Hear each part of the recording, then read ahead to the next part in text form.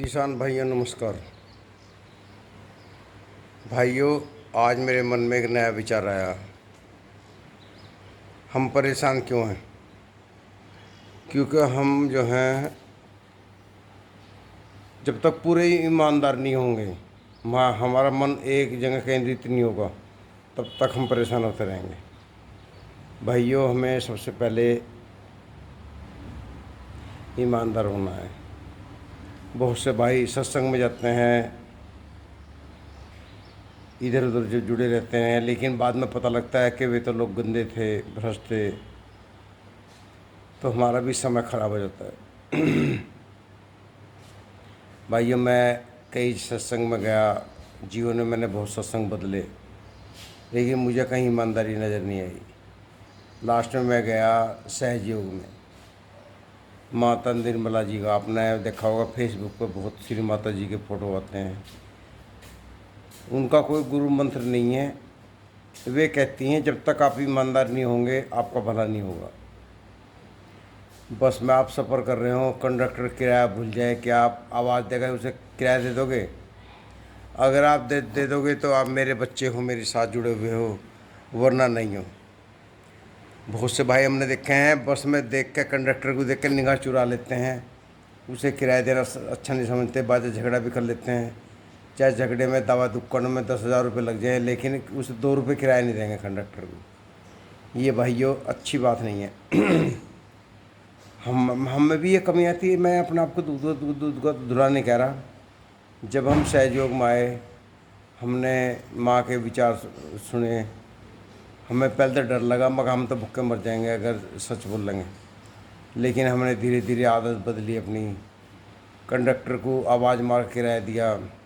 कई बार मैं मेरठ से आ रहा था, जब गाड़ी वाड़ी नहीं थी, तो भाइयों, तो कई साथी मिले, ताऊ जी आप किराया मत देना, कंडक्टर मेरा जानने वाला है।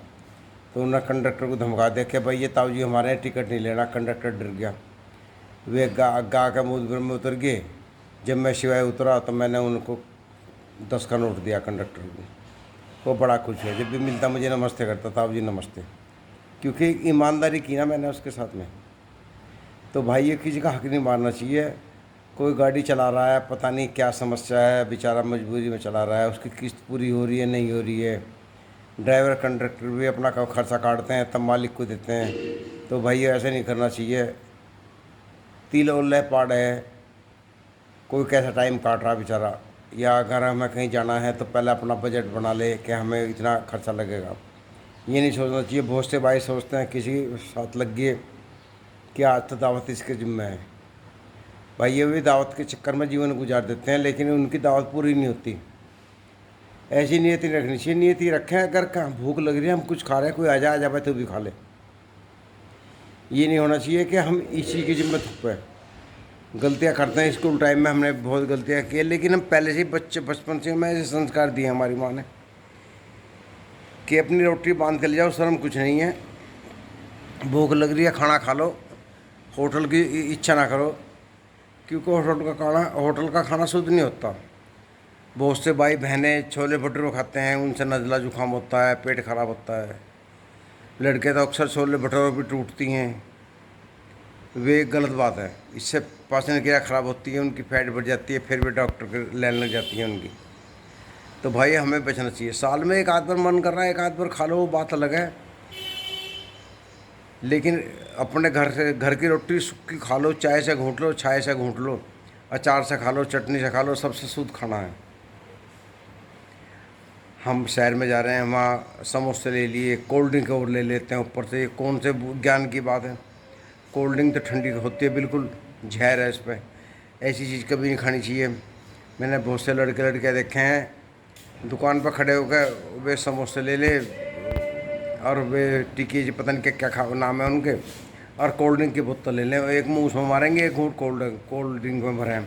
तो भाई ये वो सब हानिकारक हैं, ऐसी चीज़ नहीं खानी चाहिए। अगर आपको स्वस्थ रहना है, बिल्कुल शरीर को मजबूत बनाना है, तो दाल रोटी ये बढ़िया चीज़ नहीं है। हेल्थ फूड भी नुकसानदायक है। बहुत से बच्चे जिम में जाते हैं। जब मैं कभी टाइम में जिम में गया था तो मुझे जिम वाले ने हेल्थ फूड दिखाए, लालच दिया, मेरे मन में भी आया, लेकिन मैंने सोची यार ये नुकसानदायक है, मुझे माकपत नहीं आएंगे। तो भाई हम तो देसी घी दूध में छोंक के पिया करते थे, साड़ी चेहरे पे सुर्ख रहती थी, मतलब एक अलग ही मज़ा था। घी खाने का तरीका मैं बताऊं,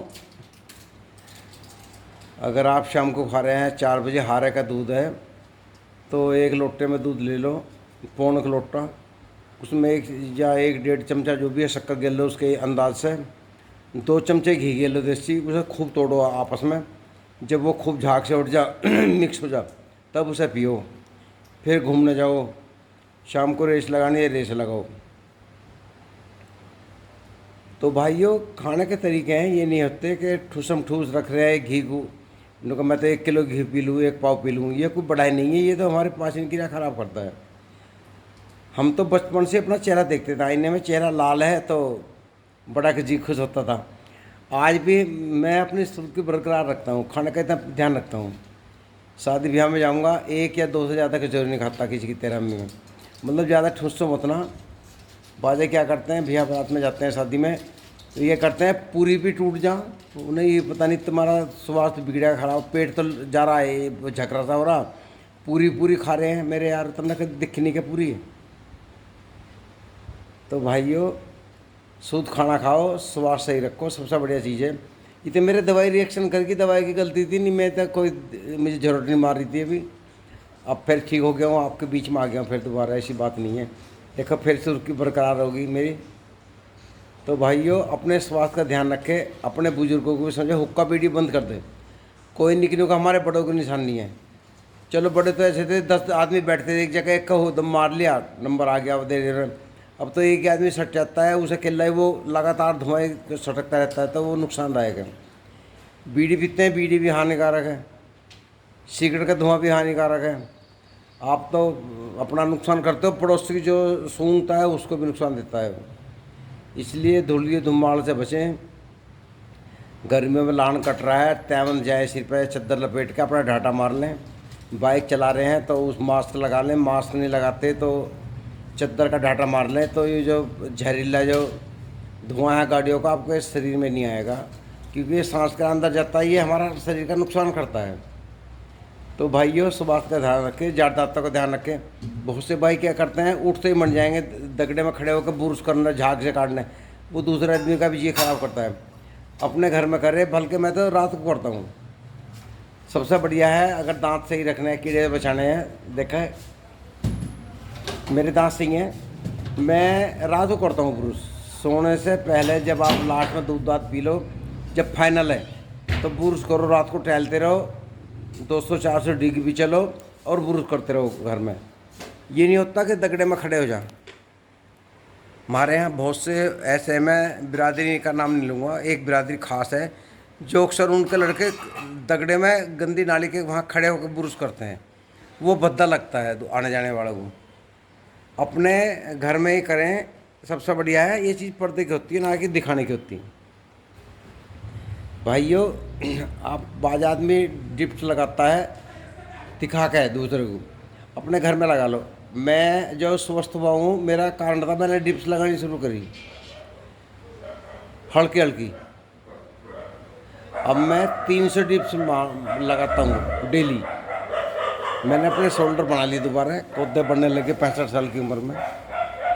ये देखिए मैं आपको दिखाता हूँ, गाड़ी के साइड में जाकर आप भाइयों,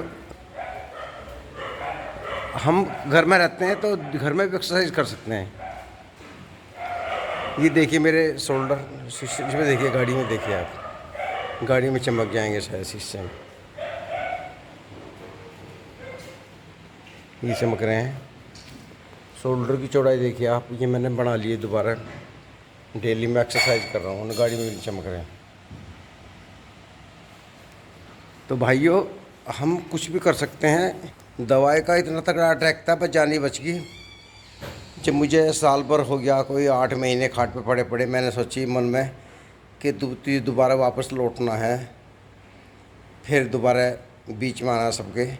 तो मैंने धीरे धीरे मुड्ढे पे बैठ के हाफ डिप शुरू करी। देखो हाफ डिप ऐसी होती है, मैं मुड्ढे पे बैठा ऊर्जा, एक हाथ से मैंने ताकत पर रख लिए, यूँ इस तरह दोनों हाथ रखे हाफ डिप्स लगाई इस तरह।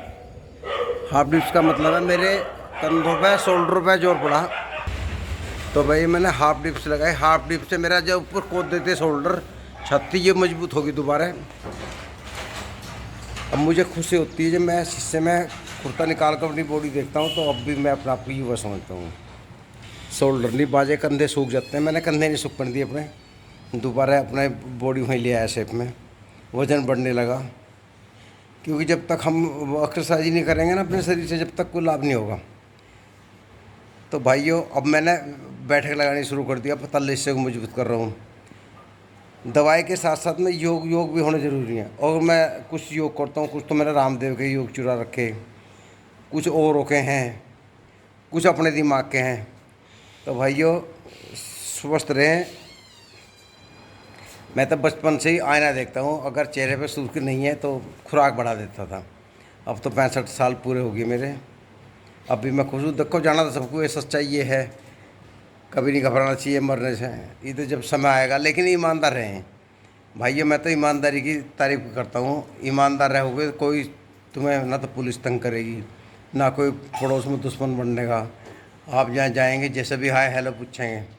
तो भाई, मेरा मतलब तो ये है, ईमानदारी से अगर रोटी बढ़िया मिल रही है तो ईमानदार क्यों ना रहें। बहुत से ट्यूबवेल की मतलब ड्राइवरी चुरा लें बच्चे गांव के, उन्हें गलत सोसाइटी मिल जाती है। बहुत से आज भी ट्यूबवेलों पे चोरी कर रहे हैं, स्टार्टर उतार रहे हैं। तो ये अच्छी सोच नहीं है। फिर पुलिस को पता लगता है, पुलिस दौड़ लगाती है, माँ बाप भी परेशान होते हैं। तो भाइयों, इसका कारण है कुछ तो गलती हमारी रही। कुछ माँ बाप क्या करते हैं, बच्चे दोपहरी में बाहर भाग जाते हैं चौकड़ी में, माँ बाप सोते हैं पाँव फैला के। भाइयों, अपने बाल को अपने घर में रखें, तब सोएं। हमने पहले से ही, हम पे कंट्रोल रहा थोड़ा, हम तो बिगड़ गए अपने टाइम में। लेकिन पुनीत बबलू को मैंने ऐसे सख्त रखा, कभी घर से बाहर नहीं जाने दिया। जो गलतियाँ मैंने की वो मैंने बच्चों से नहीं करने दी। अंश है, स्कूल जा रहा है, आकर लैपटॉप चला ले, कभी फ़ोन चला ले, ठीक है, उसकी लाइफ है अपने हिसाब से। लेकिन हमने उसे साथ साथ अच्छे काम भी सिखाए हैं, खेती काम भी सिखा दिया। उसका फावड़ा बनवा दिया अंश का, आपने देखा होगा कि खुद देखो, केला बच्चा ये थोड़ी है सुधरा ठा लिखा होगा। शरीर मजबूत होना चाहिए बच्चे का। अब मैं सोच रहा हूँ उसके लिए, एक्सरसाइज के लिए कुछ मशीनें खरीद दूँगा, जिससे मैं भी कर सकता हूँ बुढ़ापे में, और अंश भी करेगा। अब मेरा मकसद यही है, अगर पैसा आएगा तो कुछ वर्जिश के लिए पुनीत बबलू कर लिया करेंगे। पुनीत ने तो जिम किया है कई महीने, लेकिन बबलू ने एक दिन जिम किया। बबलू तो आलसी मारा, बबलू ने कभी एक्सरसाइज नहीं की। लेकिन अब उम्र ढलने लगी है, बढ़ने लगी है, तो इन्हें भी मैं लगाऊंगा। बहुत ज़रूरी है एक्सरसाइज करना भाइयों। इस वीडियो में चलो इतना ही काफ़ी है। तो अब से मैं कहता हूँ, आप सबसे पहले तो आप अपने स्वास्थ्य का ध्यान रखें, एक्सरसाइज करें। नमस्कार, खुश रहें।